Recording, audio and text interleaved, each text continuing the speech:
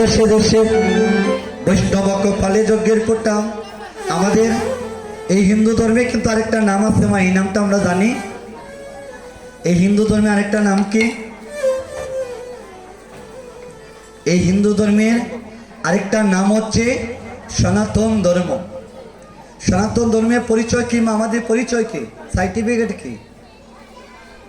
মহাজন বলেছেন, তুলসীর হার না পড়ে যেজন বৃতায় জনম তার, তিলক ধারণ না পড়ে যেজন জমের ভবনে বাস।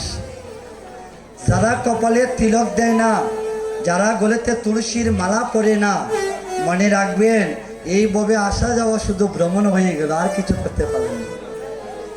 যারা কপালে তিলক দেন নাই, গলেতে তুলসীর মালা পরেন নাই, আমি আপনাদের কাছে ভিক্ষা চাইব, গলাতে যদি বাবা সোনার হার থাকে, এই সোনার হার কিন্তু চোর ডাকাতের ভয় আছে না বাবা? দাদা আছে না? আপনি রাত্র নিশাকালে যদি এক ভরি স্বর্ণ গলার হার দিয়া যদি আপনি রাস্তা দিয়ে একা একা হেঁটে যান, দেখবেন চোর ডাকাতের ভয় আছে। আর যদি একবার গলেতে তুলসীর মালা পড়েন, এই গলেতে তুলসীর মালা পড়লে পরে স্বয়ং যমদূত এসেও আপনাকে নিতে পারবে না। হরিবল হরিবল। এক ভক্ত, তাকে সন্ত্রাসীরা খুন করে টাকা পয়সা সবই কিছু নিয়ে গেছে। এখন ভগবান চেয়ে দেখলেন, বিষ্ণুদূতরা এসে চেয়ে দেখলেন, তার সব কিছু যদি হরণ করে নিয়ে যায়, তার বলে যে তুলসীর মালা, এই তুলসীর মালা তো হরণ করে নেয়নি। কাল বিলম্ব না করিয়া প্রভুর কাছে এই নিবেদন জানালেন, দয়াময় এই ভিক্ষা চাই, যার গলেতে তুলসীর মালা, তাকে কোনোদিন আমরা জমদূত করিতে নিয়ে যেতে পারবো না। মাগো, এই তুলসীর মালা হচ্ছে, আচ্ছা আচ্ছা, এই তুলসীর মালা হচ্ছে আপনার জীবনে একটা সার্টিফিকেট। তাই কৃপা করে যারা গলেতে তুলসীর মালা পড়েননি, কৃপা করে তুলসীর মালা পড়বেন। অনেকেই বলে দাদা, কিছু কথা না বলে নাও হয়।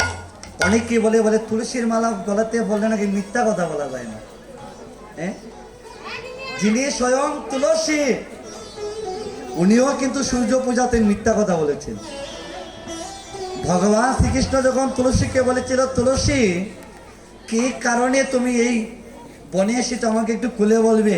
তুলসী এসেছিল কিন্তু ভগবানের শ্রীকৃষ্ণের কাছে, কিন্তু তুলসী বলেছিল, না কৃষ্ণ, আমি তো এই বৃন্দাবনটা ভ্রমণ করতে এসেছি। কাজে স্বয়ং তুলসী যদি মিথ্যা কথা বলে, তাহলে আমরা অনেকেই ভাবি আমাদের জীবের সংকীর্ণতা হচ্ছে এটা, যে তুলসীর মালা পড়লে নাকি মিথ্যে কথা বলা যায় না। এটা কিন্তু ভুল ধারণা। তাই কৃপা করে যারা তুলসীর মালা পড়েননি, কপালে গলেতে তুলসীর মালা দিবেন, কপালে তিলক দিবেন। আমরা অনেকেই দেখতে যে আমার দিদি ভাইয়েরা কপালে তিলক দিয়েছেন, গলেতে তুলসীর মালা দিয়েছেন। আজকে যাদের কপালে তিলক আছে, গলেতে তুলসীর মালা আছে, আজকে আমি মনে করছি আপনাদের এই মানব জনকটা ধন্য হয়ে গেছে। হরিবল হরিবল। তাই কহে বৃন্দাবনবাসে বিতরিল দেশে দেশে বৈষ্ণব কপালে যোগের ফোঁটা। অষ্ট প্রহর মহাযোগ সপূর্ণকার মহাযোগ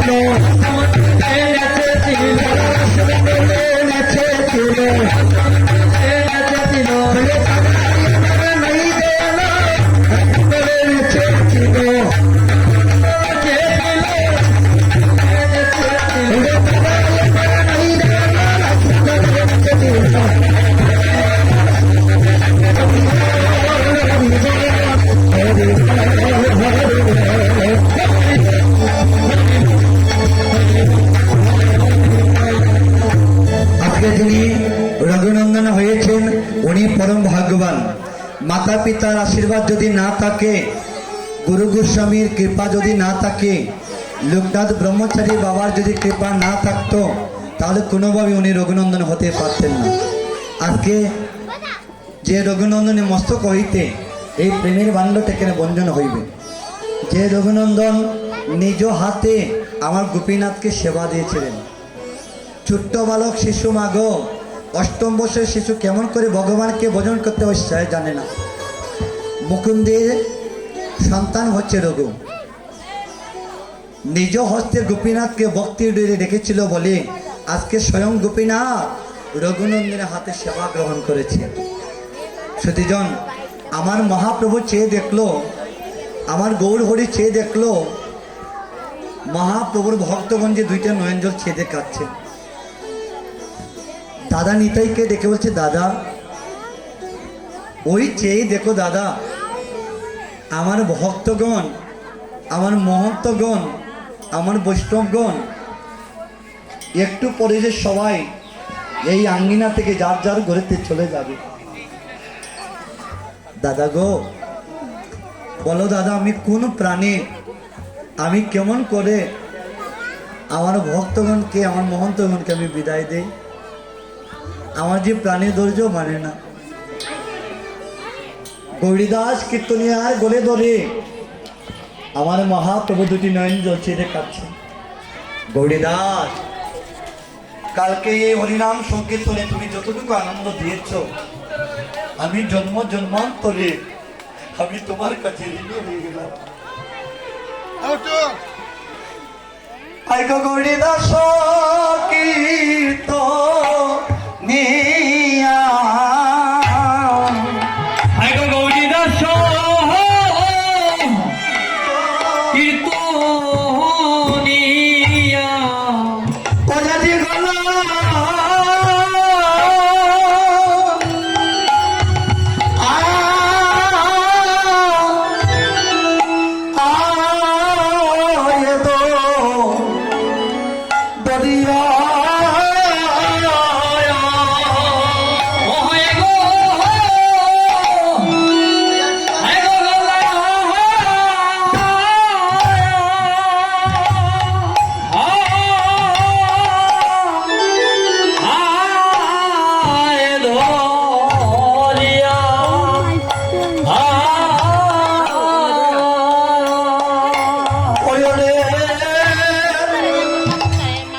কান্দিতেছে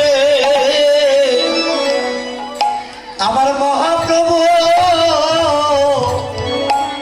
হুক্কা লাগে বেতা লাগে মনে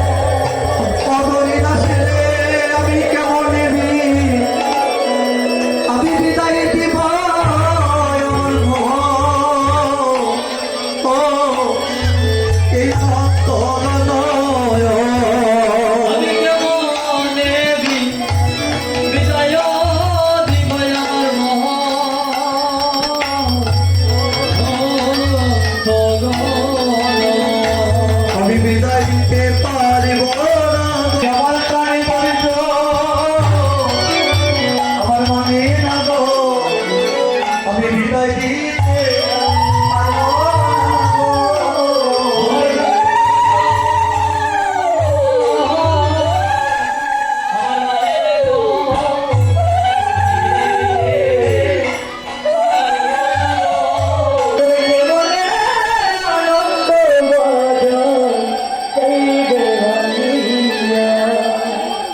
মহাপ্রভু যখন বড় ভাই নিতাইয়ের গলে ধরে কাটিতে আছে বলে দাদা এই মহন্তগণ বৈষ্ণবগণ দ্বাদশ গোপাল চয় চক্রবর্তী অষ্ট কবিরাজ আমি কাউকে বিদায় দিতে পারবো না, তুমি গিয়ে বিদায় দাও। এই কথা শুনিয়া আমার মহাপ্রভুর কথা শুনে বড় ভাই নিতাই বলছেন গৌর হরে চাঁদের বাজার তুমি লাগাইতে পারো আর ব্যঙ্গে দিতে কেন তুমি পারো না? তুমি যদি এই ভক্তগণ বৈষ্ণবগণ বিদায় দিতে না পারো তাহলে তুমি বলো আমি কেমন করে গিয়া আমার ওই বদনে বলে তোমরা একবার যার যার ঘরেতে চলে যাও, হয়তো আমি তোমার সঙ্গ ছাড়া হয়ে যাব। তবু আমি তোমার কাছে এই নিবেদন জানাই আমি ওই চাঁদের বাজার ভেঙে দিতে পারবো না। আমার মহাপ্রভু এই কথা শুনিয়া দোলাই পড়ে ঘোরাঘুরিতে কাঁদিতে আছে আর বলিতে আছে দাদা গো অভয় আমার বাইরে তাই চাঁদের বাজার বুঝি ভেঙ্গে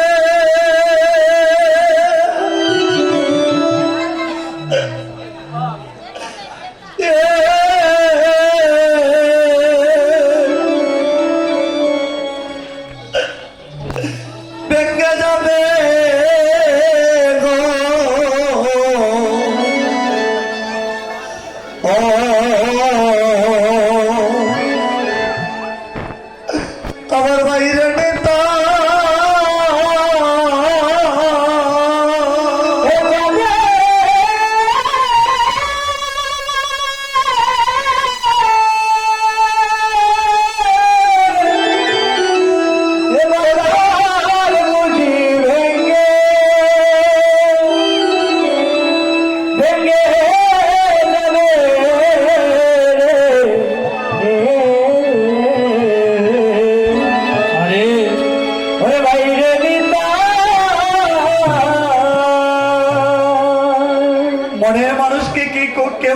বিদায় দিতে পারে গো মা। জগতের সবাইকে বিদায় ও জীবনকে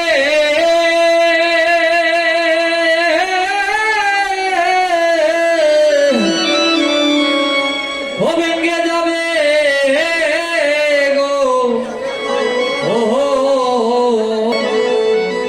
ওই আমার বাইরে নিথা ওই আমার এমন দিন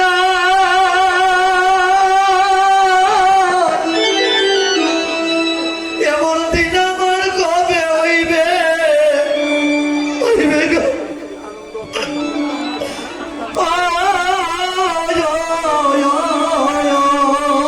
ওই এমন দিন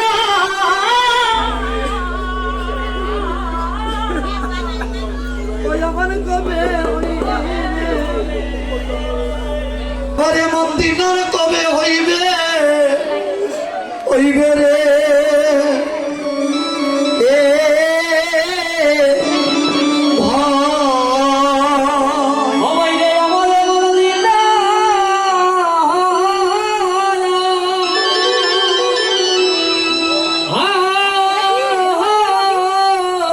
আমার এমন দিন দিনের কবে হবে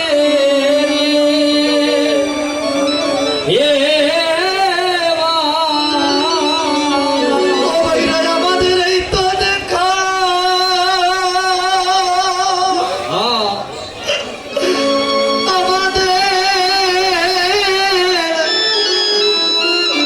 আমাদের শেষের দেখা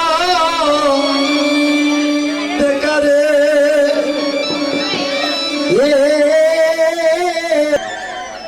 আমাদের শেষের দেখা দেখা রে ভাই আমাদের এই তো দেখা